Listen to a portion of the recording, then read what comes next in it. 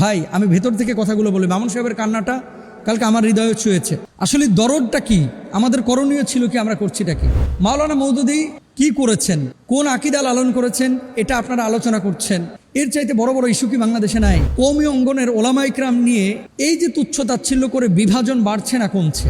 সম্প্রতি দেখা যাচ্ছে আকীদাগত বিষয় নিয়ে আবার ধাক্কাধাক্কি খুব বেশ জোরালোভাবে শুরু হয়েছে। এমতো অবস্থায় আমরা সাধারণ মানুষ যাব কোথায় আপনারা যদি এভাবে ধাক্কাধাক্কি করেন? ওয়ান উম্মাহ কনসেপ্ট, মানে সারা পৃথিবীর মুসলমানরা একটা দেহের মতো, আল মুসলিমু কাজাসাদিন ওয়াহিদ। এখন আকীদাগত বিভাজন এটা কিন্তু প্রতিটা দেশেই আছে। এটাকে যখন আপনি বড় করে দেখবেন তখন কিন্তু ইসলামের বড় সড়ো ক্ষতির সম্মুখীন হতে হবে এবং হবে। আচ্ছা, অনেকে বলে থাকেন যে বাংলাদেশ জামাতে ইসলামী হচ্ছে ইসলামের জন্য সবচেয়ে বড় ক্ষতির কারণ। কেউ কেউ তো কাপড়ও খুলতে যাচ্ছেন। আবার আমরা অনেক ভাইরা বলে থাকি যে সুন্নিরা হচ্ছে ইসলামের জন্য সবচেয়ে বড় হুমকি, মাজারপন্থীরা। আবার আরেকজন বলে যে আহলে হাদিসরা সবচেয়ে বড় হুমকি। তো জামাতে ইসলামী হুমকি, সুন্নি হুমকি, আহলে হাদিস হুমকি, কওমি হুমকি, ওই হুমকি, সেই হুমকি, এই হুমকি। ভাই এই হুমকি নিয়ে গবেষণা করতে করতে করতে বৃহত্তর স্বার্থে যে কাজগুলো করার ছিল সেই কাজগুলো থেকে আমরা কিন্তু দূরে সরে যাচ্ছি।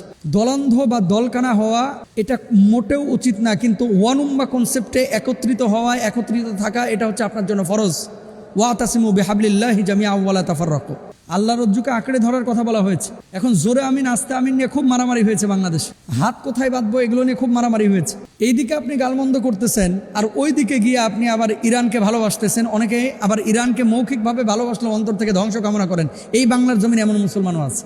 ভাই আমি ভেতর থেকে কথাগুলো বলি, মামুন সাহেবের কান্নাটা কালকে আমার হৃদয়ে ছুঁয়েছে।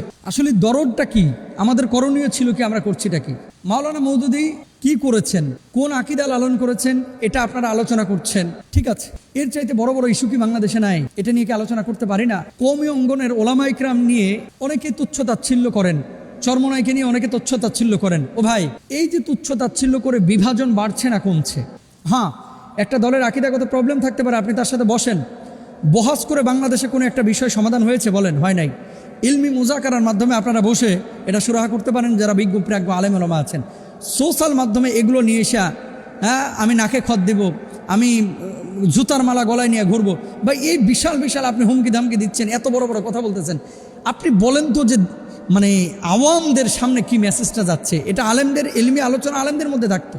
বাংলাদেশের কয় পার্সেন্ট মানুষ জামাত ইসলামী করে? কয় পার্সেন্ট মানুষ কওমি অঙ্গনের এই ওলামা ইকরামের সমর্থক? কয় পার্সেন্ট মানুষ? বাংলাদেশের অধিকাংশ মানুষ তারা চায় যে শুদ্ধভাবে নামাজ পড়বো, আল্লাহ বিল্লাহ করবো, শুদ্ধ আকীদা নিয়ে কবরে চলে যাব, তাই না? এর বেশি কিন্তু মানুষ চায় না। সাধারণ মানুষের কথা বলতেছি আমি। আবারও বলি, ইলমি মুজাকারা যেগুলো হচ্ছে এগুলো আলেমদের মধ্যে থাকুক, এগুলো সোশ্যাল মাধ্যমে নিয়ে আসার বিষয় না। কিন্তু এখন এমন পর্যায়ে চলে গেছে, যেই পর্যায়ে যাওয়ার পরে আমাদের মধ্যে ঐক্য কত দূরের কথা, কওমিওয়ালারা জামাতের এদেরকে মুসলমানই মনে করছে না, জামাতের ওরা কওমিওয়ালাদেরকে ফকির ফাঁকড়া মনে করে, এদেরকে মনে করে এগুলো আহাম্মুক, এগুলো কিচ্ছু বুঝে না। আবার চরমনের ওলারা জামাত ইসলামীকে দেখতে পারে না, সুন্নিওয়ালারা কওমিদেরকে দেখতে পারে না, কওমিওয়ালারা সুন্নিদেরকে দেখতে পারে না। আমাদের আকীদাটা কি? আহলে সুন্নাহ ওয়াল জামাতের আকীদা। শুনেন, বিভাজন শুধু জামাত, কওমি, দেওবন্দিয়াত, আলিয়া এরকম বিভাজনটাকে আপনি যদি গোটা বিশ্বের চিত্র মনে করেন, এটা ভুল করবেন। সারা পৃথিবীতে কয়েক হাজার আকীদার মানুষ আছে মুসলমানদের, এবং সবাইকে জাহান্নামের গ্যারান্টি আপনি দিতে পারবেন? তো এই ইনফিরাতি বিষয়গুলো নিয়ে এত বেশি ফোকাস আপনারা কেন করতেছেন? দুরুজি ধর্ম সম্পর্কে আপনার কোনো আইডিয়া আছে? অনেকের আছে, অনেকেরই নাই, অধিকাংশ মানুষই জানেন না। আলহামদুলিল্লাহ আপনার 28-29টা দেশ ঘোরা হয়েছে। আমি আলেমদেরকে বলবো, যাদের সামর্থ্য আছে একটু বিশ্বটা দেখেন। আকীদা শুধু কিতাবের পাতায় পড়েন না, একটু চোখেও দেখে আসেন যে কত ধরনের বিভাজন মুসলমানদের মধ্যে আসছে। কিন্তু অমুসলিমদের মূল টার্গেট, ওরা কিন্তু চাচ্ছেও এরকম মুসলমানরা বিভাজন হোক। বিভাজিত হলে তাদের আঘাত করাটা সহজ হয়ে যায়। 5টা আঙ্গুল যখন একত্রিত হয়ে মুষ্টিবদ্ধ রূপ হয়, তখন কিন্তু এটা মানে একটা শক্ত মজবুত ভিত তৈরি হয়। 1000টা ইট দিয়ে যখন একটা দেয়াল হয়, ঘুষি মেরে দেয়ালকে ফেলে দেওয়া যায় না। 100টা সুতা দিয়ে যখন একটা রশি বানানো হয়, এটাকে ছিঁড়ে ফেলা যায় না। কিন্তু একটা ইট ফেলে দেওয়া যায়, একটা আঙ্গুল ভেঙে ফেলা যায়, একটা সুতা ছিঁড়ে ফেলা যায়। সারা পৃথিবীর মুসলমানদের ভিতরে শিয়া সুন্নি সহ দুরুজি, তারপরে হাম্বলি, শাফি, মালিকি, হানাফি, কত ধরনের বিভাজন আমরা তৈরি করেছি। আকীদাগত বিভাজন আমরা থাকতে পারে। আপনি দেখেন যে সে আল্লাহ রাসূলকে মানে কিনা, সে এক কোরআনে বিশ্বাস করে কিনা, সে এক আল্লাহ বিশ্বাস করে কিনা, আমার নবীকে নবী হিসেবে মানছে কিনা, আখিরাতকে বিশ্বাস করছে কিনা, ইমানের মৌলিক পাঠগুলো তার ভিতরে আছে কিনা। যদি থাকে ভাই একটু মেনে নেন না, বৃহৎ স্বার্থে এদেশে সুদ, ঘুষ, জেনা, ব্যভিচার, পাপিষ্ঠদের অত্যাচার, জুলুম, নির্যাতন, কত কিছু এদেশে ইস্যু আছে।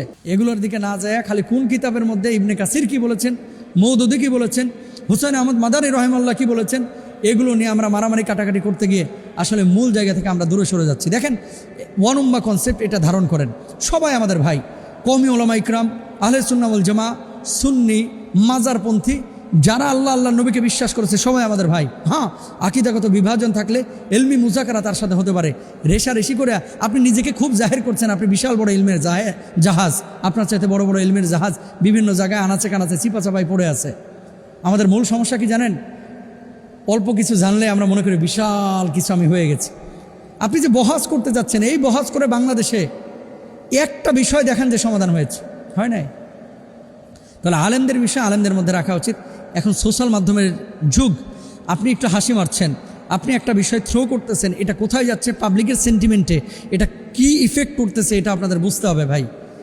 আল্লাহ তাআলা আমাদেরকে বোঝার তৌফিক দান করুক। মামুন সাহেবের যে দরদটা, এটা আমাদের হৃদয় ছুঁয়েছে। মামুন সাহেব যে কথাগুলো বলেছে, এই কথার সাথে আমরা একমত। আমরা কাঁধে কাঁধ মিলে আল্লাহর জমিনে আল্লাহর দিন কায়েম করতে চাই।